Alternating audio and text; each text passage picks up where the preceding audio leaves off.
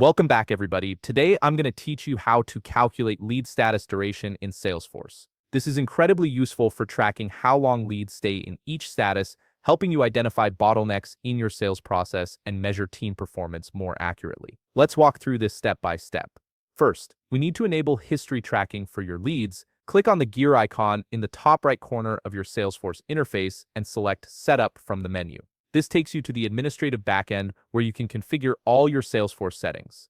Once you're in Setup, look for Object Manager next to the Home tab and click on it. You'll see a list of all objects in your Salesforce instance. Scroll down and click on Lead to access its configuration options. Now click on Fields and Relationships from the left sidebar. This section controls all the data fields associated with your lead records. Look for the button that says Set History Tracking and click on it.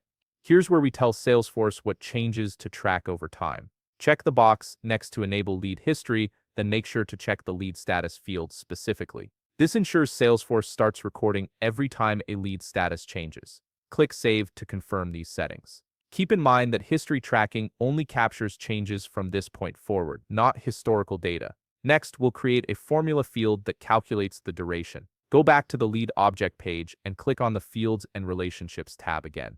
This time, click New to create a brand new field from the Field Type options. Select Formula and click Next. Formula fields are powerful because they automatically calculate values based on other data in your system. For the field label, type Status Duration. This is the name that will appear on your lead records. For the formula return type, select Number and set it to 0 decimal places. Since we're measuring whole days, click Next to proceed. Now comes the important part. You'll need to input the formula code that performs the calculation. I'll pause here so you can copy this formula for yourself. The formula typically uses history tracking data to calculate the number of days between status changes. Once you've entered your formula, click Check Syntax to make sure there are no errors. If everything looks good, click Next, then Next again, and finally Save to create the field. The final step is adding this new field to your page layout so you can actually see it on lead records.